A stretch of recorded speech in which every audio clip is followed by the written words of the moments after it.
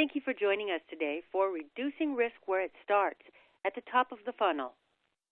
With the rise of digital and omnichannel sales, we've seen the tension between reducing risk and eliminating friction become more difficult to manage every day.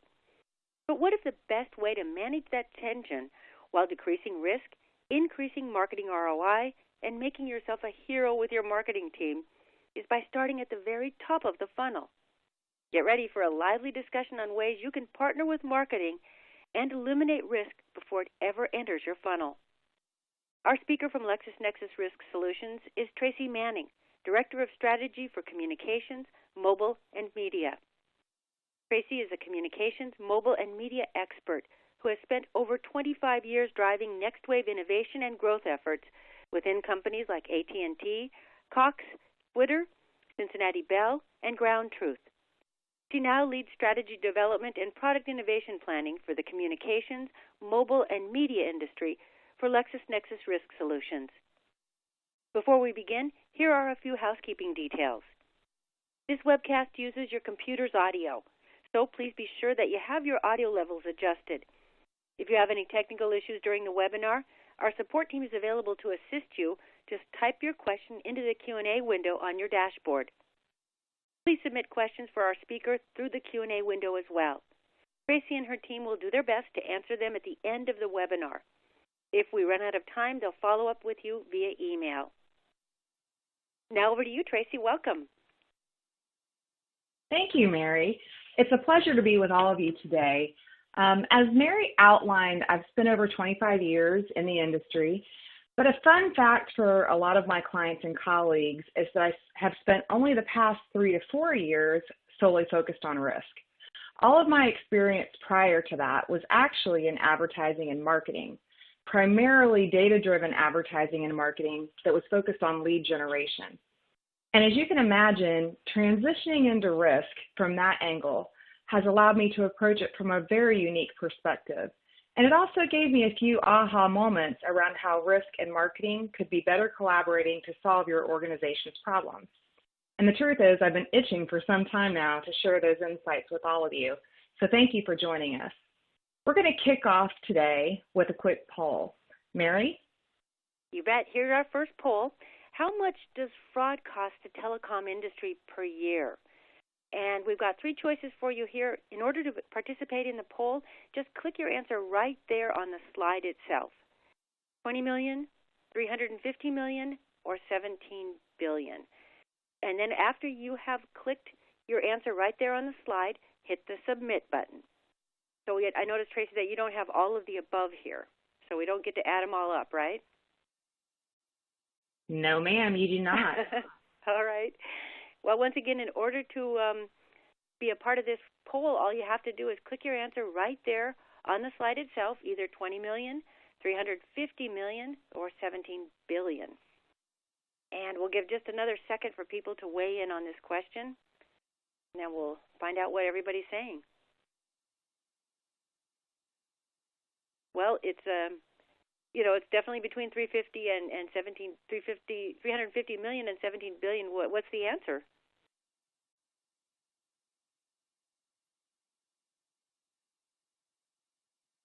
Tracy, maybe you're on mute. Yes, no, I'm here. I apologize. I wasn't clear that you were flipping that question over to me. Oh, okay. So did you want to review the answers, Mary? It looks like the audience. Right there. Yeah, it looks like the audience essentially believed that the answer was 350 million. That was the number one answer. Number 2 was 17 billion. And actually that second group in purple there was correct. The answer is 17 billion, which is really staggering if you think about it.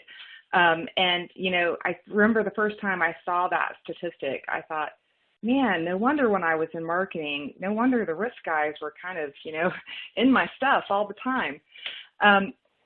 The fact of the matter is, I think whether you're in marketing or in risk, I think everyone's really aware that attacks on the industry right now in terms of fraud in particular are rising at alarming rates. Our industry is extremely appealing to fraudsters. And that's because of the fact that wireless has essentially become the keys to the kingdom. If I were to ask any one of you today how many times you use your driver's license or your passport today versus how many times you identified yourself or authenticated using your mobile device, I think it would become very clear to all of us that mobile has become the new ID, essentially. And so because of that, and also because of fraudsters' access to new technology that can assist them in really ramping up their attacks, then, you know, we basically are just getting hammered as an industry when it comes to fraud. Because if they can take over the device, they can take their victim for a really serious ride and access just about any of their assets that they would like, which is a really scary thing, really, for all of us when we think about, from the risk perspective, you know, our responsibility to protect the consumer. And then at the same time, we've got customers demanding a digital-first experience, right? And it's become a strategic imperative for you to differentiate via customer experience as well. Digital now plays a role in greater than 90% of all transactions. Regardless of what channel they're in, digital is usually playing a role in it. That mobile phone is many times along for the ride as at least a second screen. So it's no wonder that given all of this, the tension between these two things, fighting fraud and eliminating friction, often puts marketing and risk at odds with one another. And I know even when I was in marketing, which was before we began to see this increased incidence of fraud attacks that we're seeing today, I often dreaded when I saw my partners in risk coming. The truth is, I had spent a lot of time and energy and money doing my job, right, which was to generate leads, only to have them fall out of the funnel when risk started screening them as if we had this ginormous hole in the bottom of the bucket. It was kind of exasperating, and to be honest, it did little to encourage me to want to work more closely with my risk partners. But now, coming into risk at LNRS, I've had a chance to look at the problem through another lens, and I have some really great insights I want to share with you from some of our proprietary analysis. Probably the first aha I had is that the riskiest consumers are also the most likely to respond to marketing. We ran some proprietary analysis, and it showed essentially that those with the highest risk, fraud, and credit scores also have the highest response rates. And when I first saw this, it really turned my thinking on its ear. As a former marketer, I felt really disgusted. I thought to myself, how much time, how much energy and money had I wasted bringing in low-quality leads that we didn't really want? No wonder there was tension between me and my risk partners. So that was a really big eye-opener for me. The second was, I started to dive in a little bit more to some of the characteristics that I was often using, you know, for different types of targeting and that were correlated highly with driving response. They also correlate with risk. So things like time since your last move or estimated household income, right? As you'll see looking at some of these charts, many times those that have the highest response are those who may have been the least appealing to us from an attribute perspective. So I found that extremely interesting as well, and it really got me thinking. So then, you know, I started thinking about the fact that on top of all of that, in terms of how we've always targeted, no matter what media we were using to target, now we have this whole digital transformation imperative. And that journey, that digital journey, is riddled with additional risk. And I know whether you work in risk or you work in marketing, you're probably really well aware that risk is much higher in this channel. And we'll talk more about that in a few moments. But the fact of the matter is, if you just look at it from, you know, this perspective here, the fact remains we get more subprime applicants in the digital channel. And there's a lot of reasons for this, not the least of which, if someone has a question at all about whether they might be approved for some type of credit, the least embarrassing route for them to take is a digital one. because at least if they get a denial, they're not looking another person in the face when they do it. But what makes this a challenge for all of us is that precise targeting via digital channels is still a major challenge. It's still a very, very tough thing to get to. So that's another reason why we think we see a higher incidence there in digital. So you take all that together, and I want to introduce you to another study that we run that's proprietary here at LexisNexis. It's called the True Cost of Fraud, and maybe you've heard of it before if you're at risk or you've used it as a benchmark in your industry.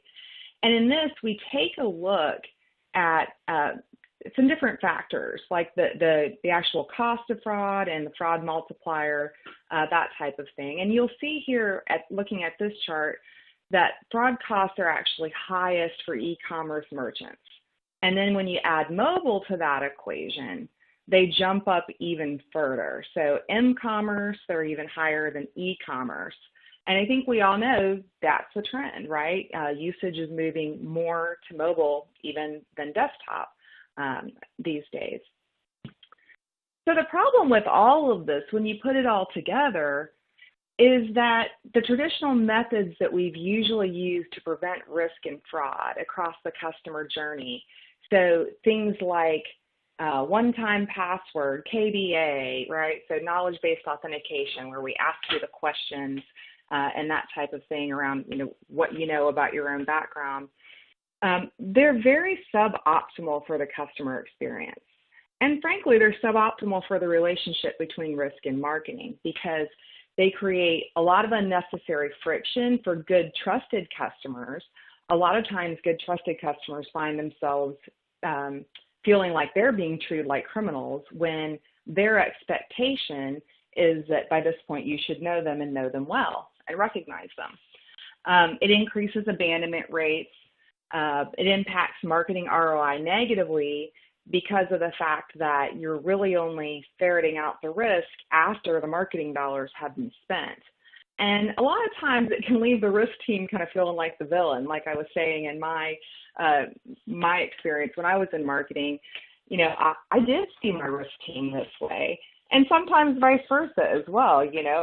Risk can feel like, oh, marketing, they don't care about the quality of our leads. They just bring in leads, and then it's left for us to worry about. So there's a very healthy tension there.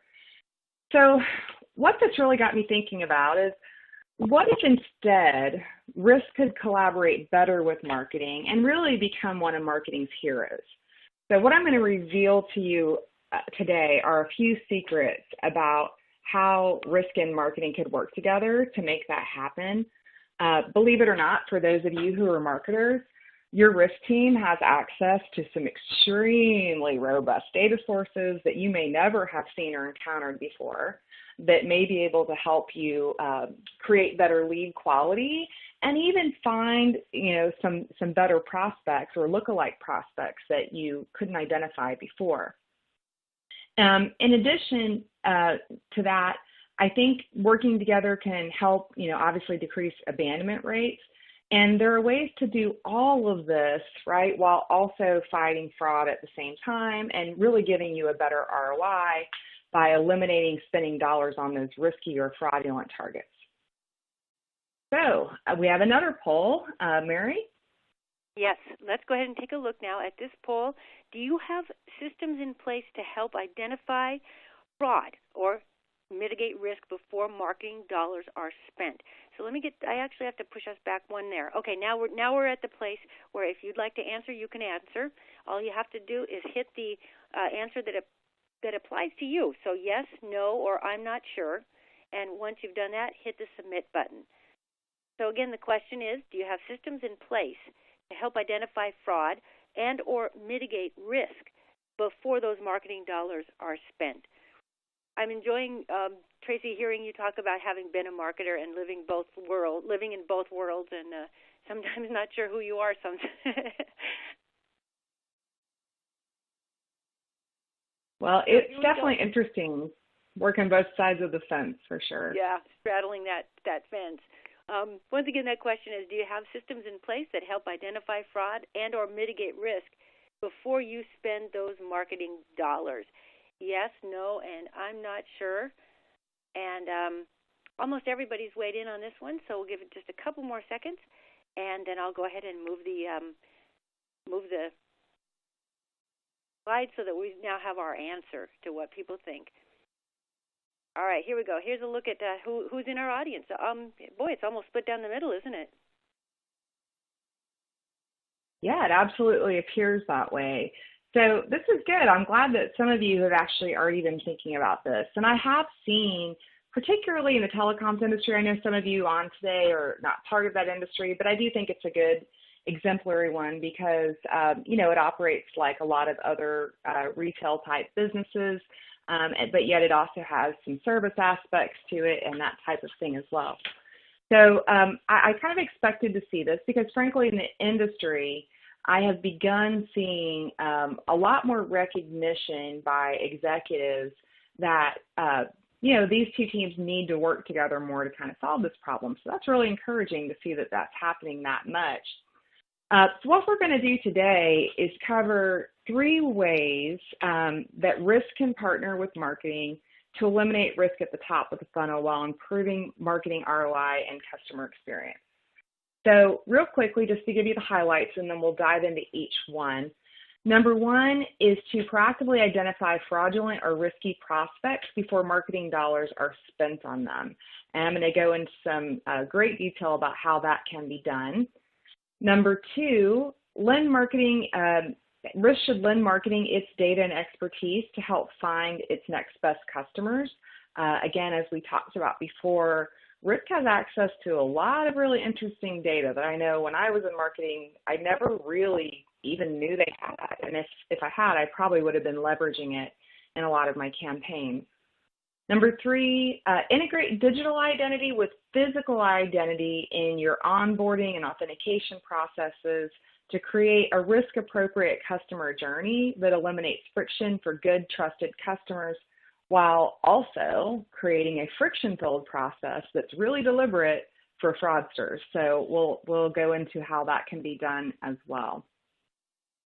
So first of all, there are a lot of ways that you can identify fraudulent or risky prospects before marketing dollars are spent on them. Not sure if you're aware of this, and sometimes even the folks I work with in Risk are not aware of this, but many of the partners that Risk works with, they typically do have some lead integrity solutions that can be used to identify and suppress potentially fraudulent leads from campaign lists.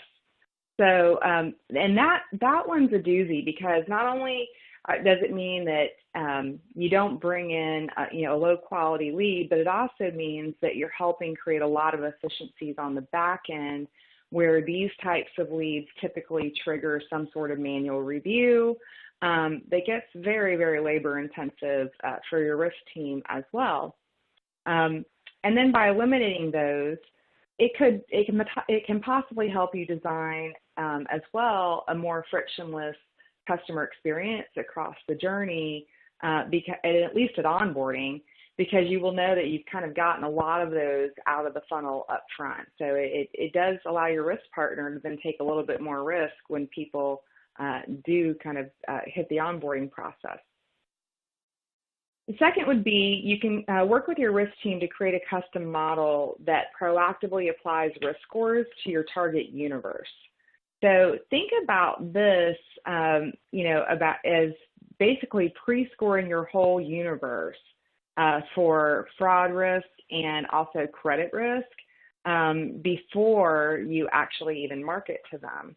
So I'm going to go through a case study around this in just a moment, but this will either let you eliminate those poor quality leads or it will help you create risk-appropriate messaging or offers for them.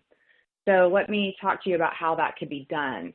So one company we worked with, they really had a big goal around financial inclusion.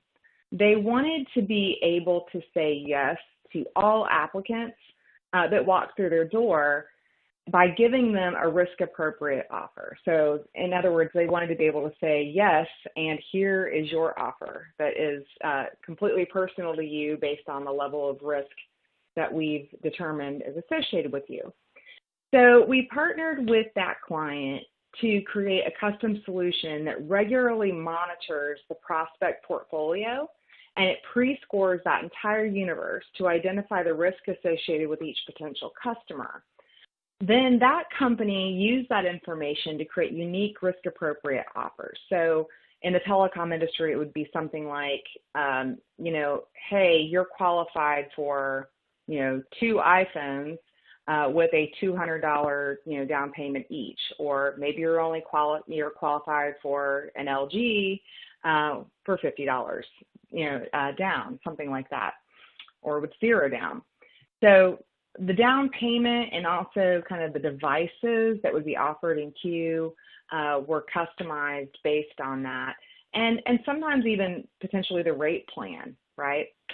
So they executed personalized marketing campaigns using that strategy, personalized website content, sales messaging that was inclusive of these offers. They basically, pushed that into their channels in a mass customized fashion that allowed, basically any salesperson who encountered a customer, they could pull up that person in queue and they would know exactly what devices to steer them towards, as soon as they hit the door, essentially. So the impact there was obviously the positive brand impact of customers hearing yes and here's your offer versus hearing no.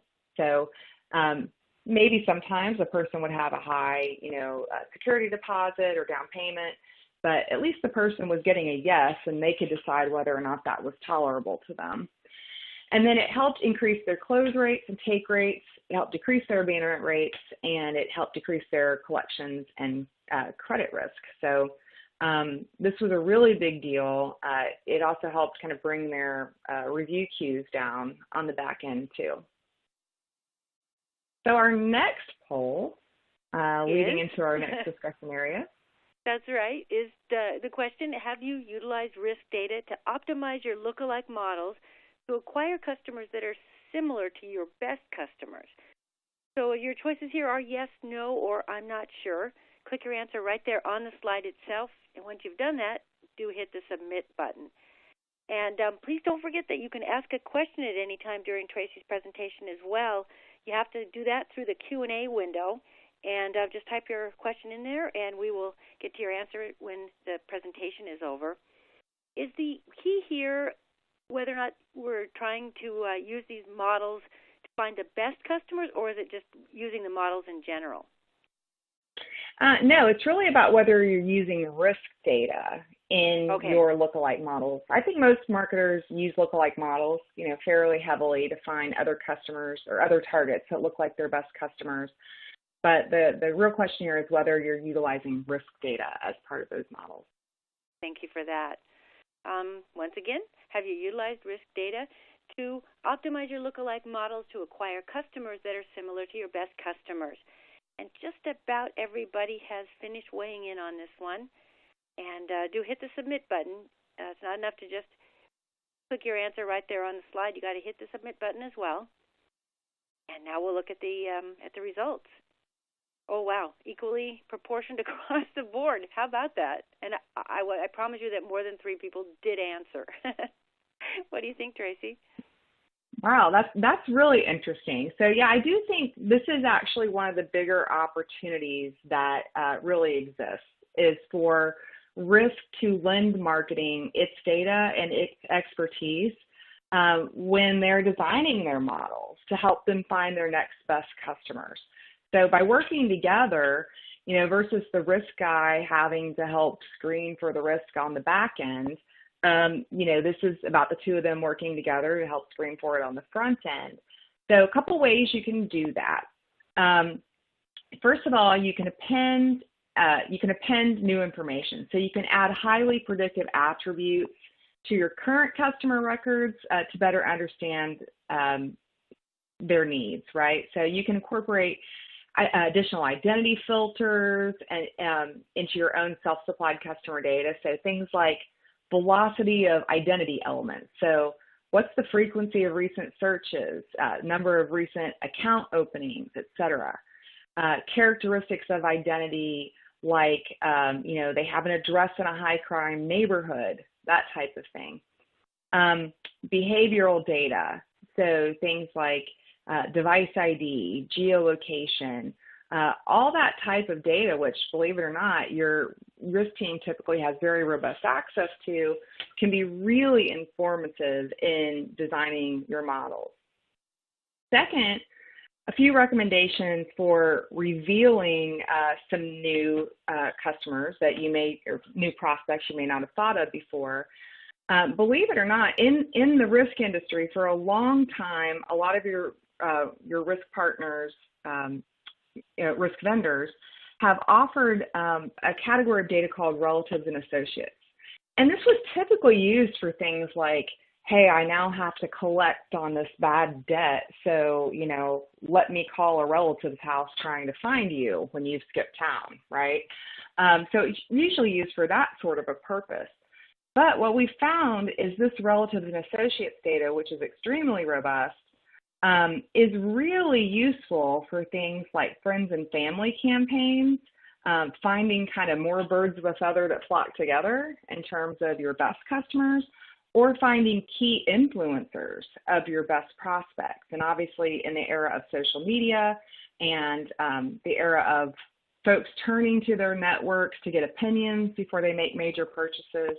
When I worked at Twitter, we did some really unique studies on this industry in general and found that, it was something like 80% of all wireless purchases were influenced by, the opinion of a friend, or people sought the opinion of a friend or relative or someone like that before they made their purchase. So, you can see here as well that this could be a really interesting thing for all the different types of campaigns that you run. And we've seen some really, really interesting results with these types of campaigns as well.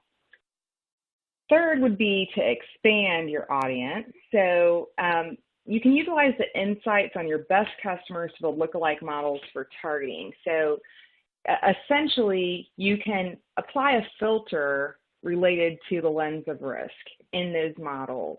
And you can also work with your risk partners to explore customer true value and put that filter in place on your models as well. So there are a lot of really unique insights around things like economic trajectory, purchase capacity, consumer behavior, reputation, all kinds of things, and that may be really interesting depending on the type of campaign that you may be running. So that's just a few ideas for how you may be able to work with your partners in that area.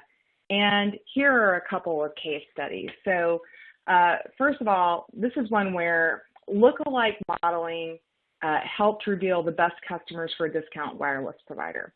So this is a really interesting one because this was actually a prepaid wireless provider.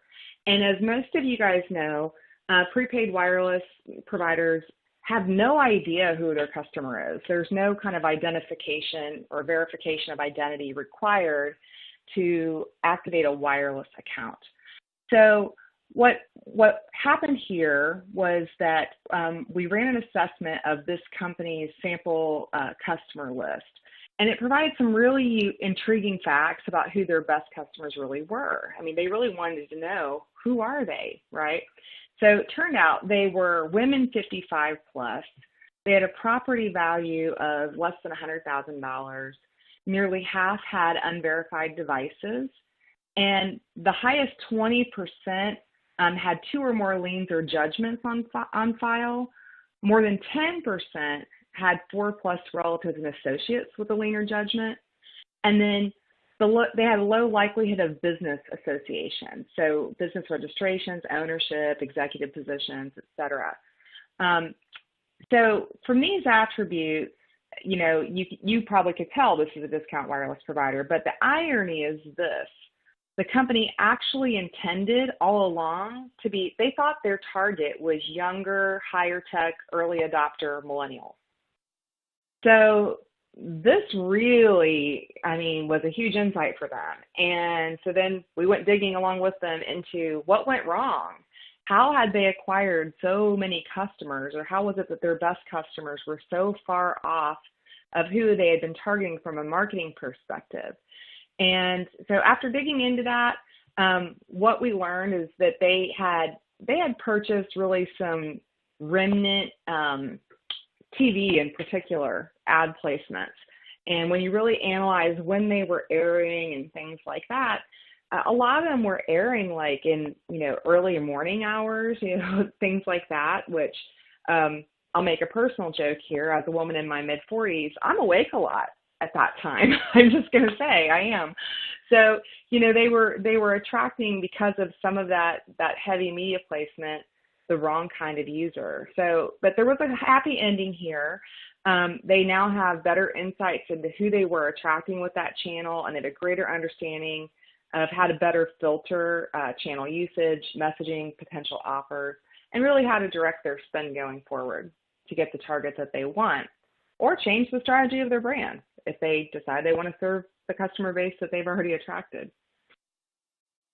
And another one here was around using a lookalike model built off lifetime value. So in this case, there was a company that wanted to identify the segments of customers.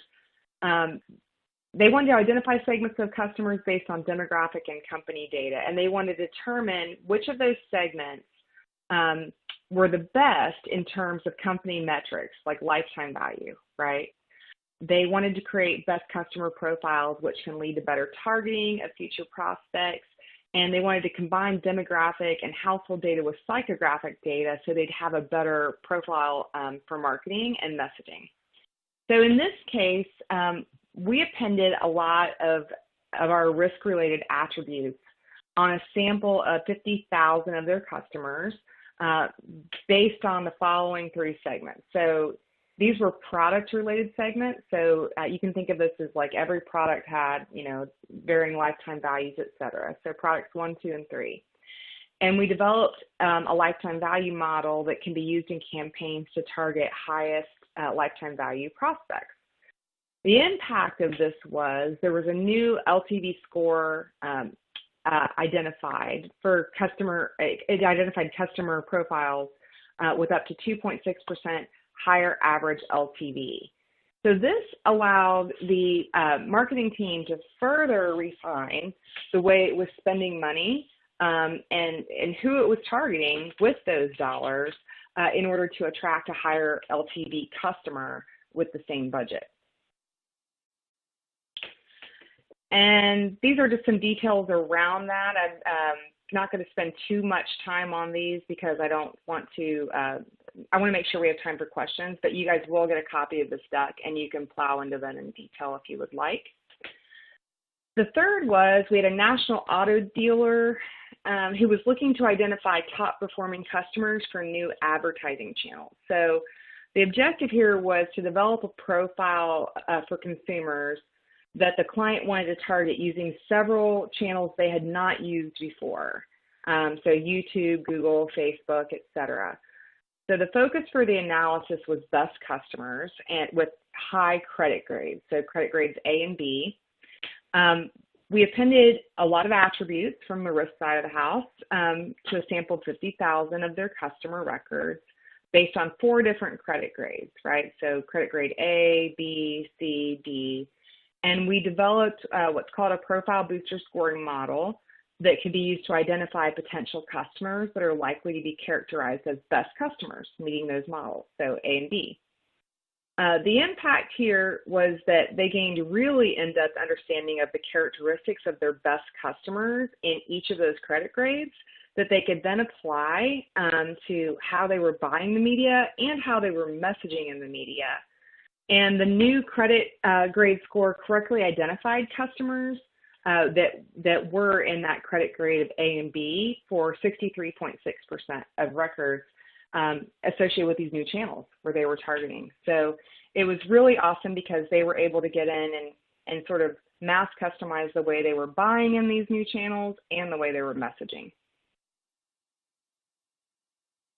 And again, this is a little more detail about how that worked. I will let you review that at your leisure when the deck comes over after today's webinar. So on to our next poll question, Mary. Sounds good. So, is balancing fraud mitigation and friction a prominent challenge in your organization? Just want to know what it's like for you. So the answers are yes and no. Click your answer on the slide itself and then hit the submit button. Once again, is balancing fraud mitigation and friction a prominent challenge in your organization?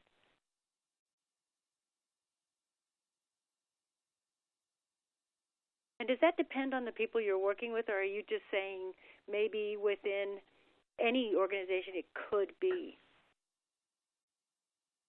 Really what I'm saying here is this tends to become a problem when you're trying to go through digital transformation, right? Because as we talked about earlier, the digital channels have much higher fraud incidents, and so you have to put a little more fraud mitigation in place, but then that in turn creates a less than desirable customer experience because of the friction it creates when you're asked to remember which address you lived at 20 years ago, to authenticate yourself.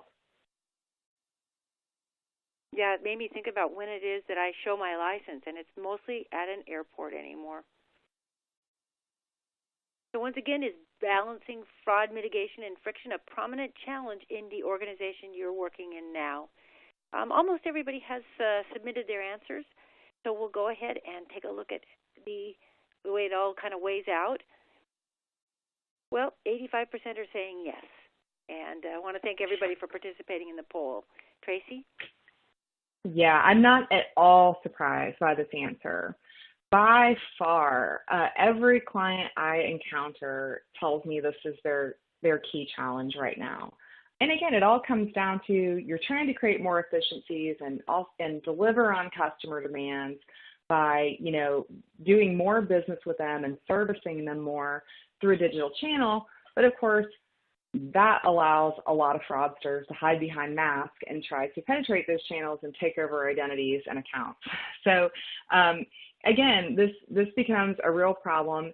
And as a marketer, that was another thing that would be maddening is you get a really great lead, and maybe it is a really great lead. It's a high quality lead. It's a good trusted customer. But if you looked at abandonment rates, you would have some people abandoned just because they couldn't remember the address or which address they lived at, 20 years ago, and maybe they failed a knowledge-based authentication. So what I want to talk to you about today, that's a great way for marketing and customer experience and risk to partner together, is to integrate digital identity and physical identity to create a risk-appropriate customer journey that fights fraud while eliminating friction for those good, trusted customers. One of the things that I've always found really ironic about this industry that I've worked in for a long time is that we were really the creators of the sea change around digital transformation, right? So think about it. We created the networks that all this data was flying across, right? We created the devices that changed the way consumers interact with brands. And yet, sometimes, as can happen when you're kind of in the thick of things and you miss the forest for the trees, we're still largely trying to authenticate customers using legacy methodology, right, that's highly rooted in just physical identity, right? And that's a little crazy when you think about it, because if anybody knows that these wireless devices that we're all using so much put off an unbelievably unique data exhaust that's probably more unique than a fingerprint, honestly, we should know that, right, as folks that have worked in the industry. So what I'm actually saying here is it's very, very possible, and if you just look at this customer journey map here for something like wireless, to actually integrate really passive forms of digital identity assessment that the customer doesn't even have to do anything for, right? It's literally a matter of, putting a tag on a website that starts to profile the device and collect data and see, does it match the signature that's been associated with this identity before, right? You can put that together with some of those, other more traditional forms. And what you'll see is that a lot of times if you use a digital identity provider, now we're one of them. We purchased a digital identity network, really the largest in the world, called Threat Metrics a little over a year ago. And it's a consortium model. So essentially all of our 7,000 plus customers across the world, across many verticals, contribute data from their digital sessions, right, where tags have been put in place on their sites. That data becomes anonymized and associated with a digital identity so that any of our customers can query against it. And we, on average, just in the U.S., we see every device like 7 to 8 times a day. And if you think about the fact that many of us use more than one device, in fact, I would say we all do these days when you count desktops, laptops, work laptops, work mobile phones, tablets, et cetera. And we actually, we don't just look at a single device's signature. We actually take a look at, we associate all those devices with a single identity, right? Which is much more reflective of the way we all interact using all those devices. So what can happen is you can actually query against that whole network and basically see is like the way this device behaving right now, the things it's associated with. Have we seen this before? Has it been, is it trusted previously? Has it been identified as fraudulent previously, et cetera?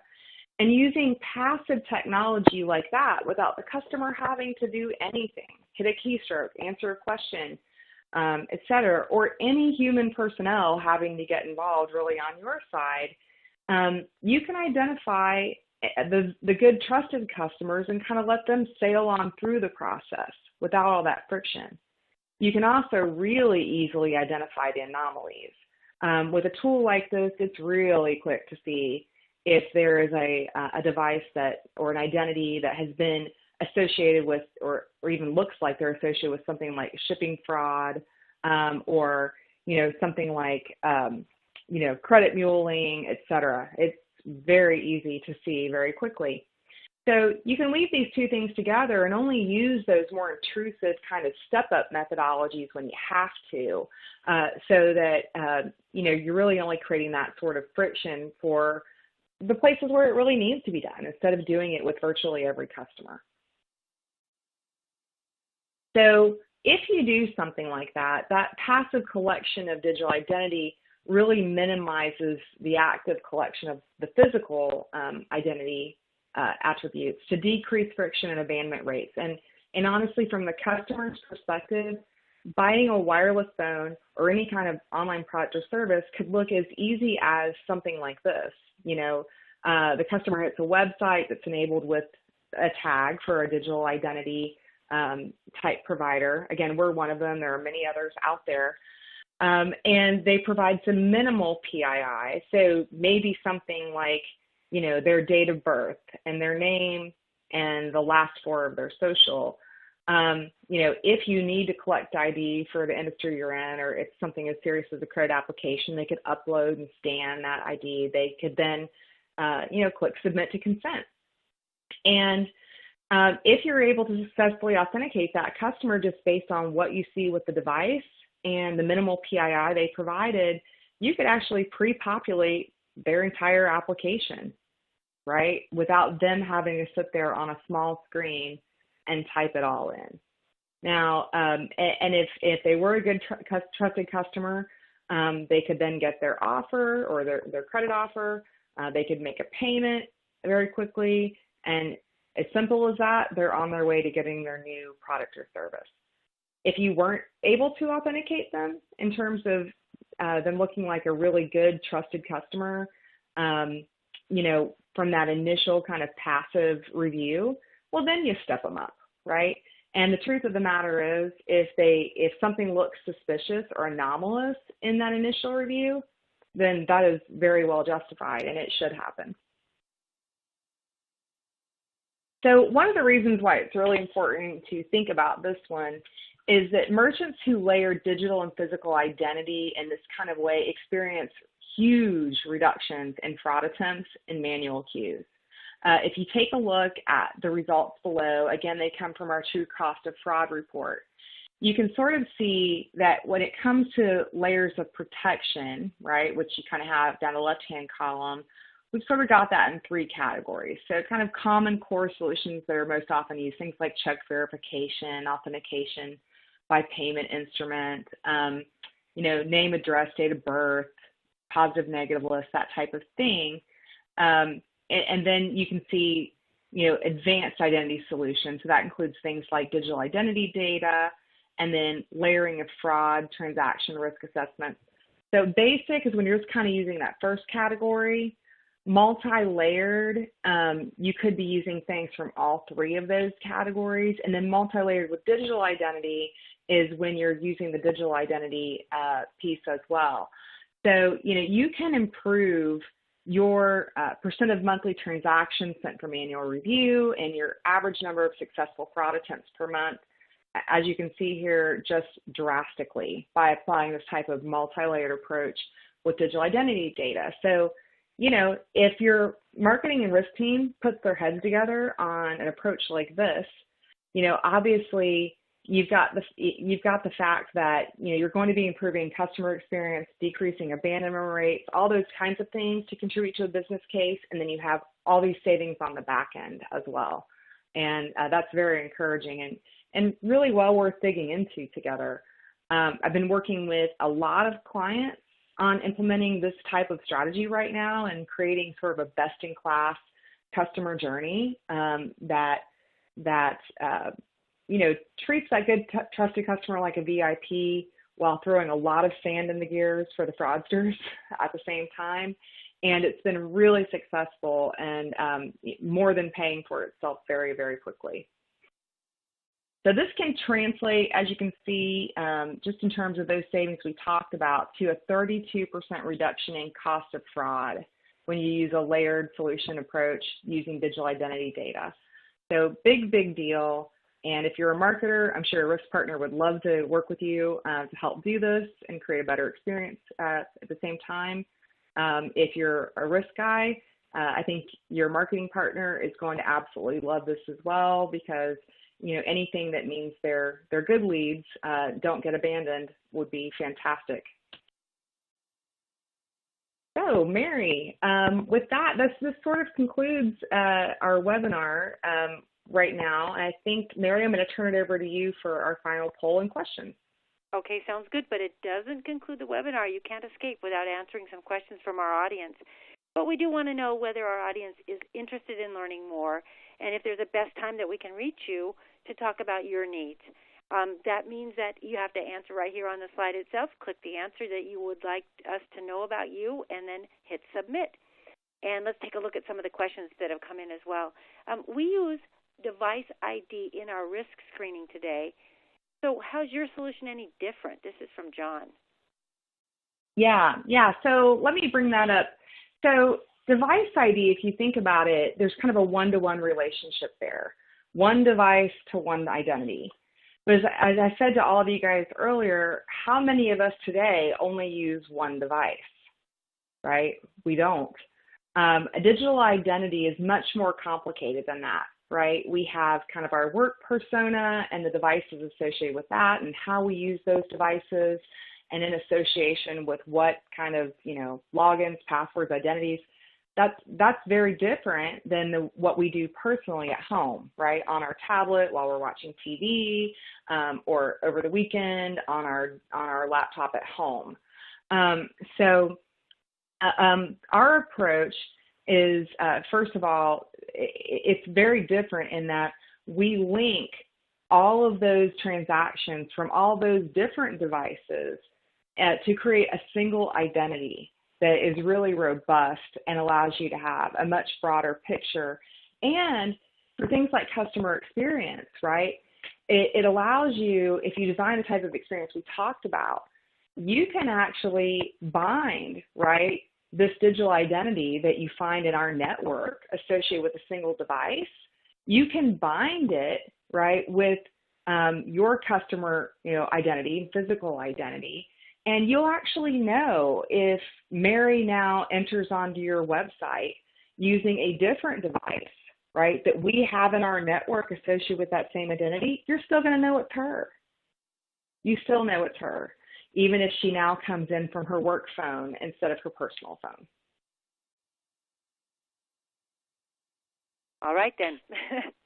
So several people have asked about your comment involving getting a copy of some of the slides after the webcast, and I just want to let everybody know you'll get a link to the recording after today's event, and you'll also get a PDF of the slides. Is that what you were thinking of when you said that? Absolutely. Okay, great. Thank you.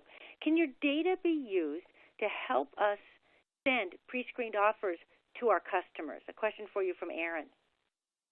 Absolutely, it sure can.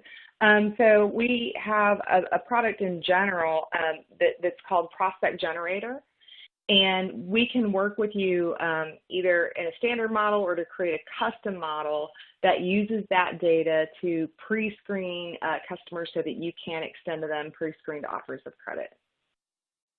We've had a lot of success doing that. And in fact, the one case study that I reviewed with you, it was that product that was used to do that and pre-score that prospect universe and come up with those kind of customized offers and messaging based on that screening.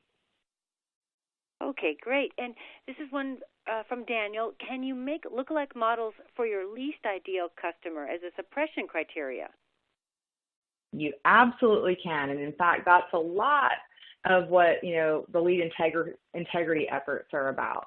And it's a very important thing, actually, to do that. It will really help your risk team tremendously if you in marketing are willing to work with them to try to apply those types of filters as well. Thank you. Tracy, you've given us so much good information. Can you sort of boil it down to the most important thing you'd like us to remember from hearing and seeing this webinar? Yeah, I think, like a lot of things that have changed tremendously based on, kind of the accelerated adoption of technology over the last few years, I think it really creates an opportunity for the change in the dynamic that exists between risk and marketing. It's funny because back when I first got into marketing and advertising, it wasn't always a data-driven business.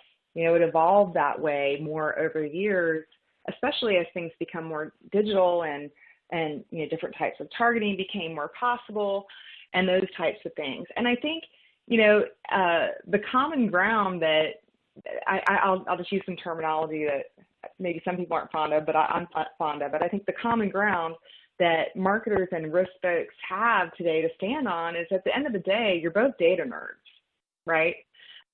You have to be good at what you do. And so I think if you can really get in and roll up your sleeves and collaborate together, you can help each other achieve both of your goals in a lot less painful way than in the way we used to do it in the past. And I think that's really kind of the key, in fact, to creating some differentiation for your brand. Great. Thank you so much, Tracy, for your presentation and for answering the questions. And thanks to our audience for participating in the polls, sending in your questions, and attending today's webinar. We hope that you found it valuable. And by the way, if we didn't get to your question, Tracy or one of our team members will follow up directly so you get your answer after the webinar. Well, it's about 11:50, or I should say 55 minutes past the hour. We do want to respect your time.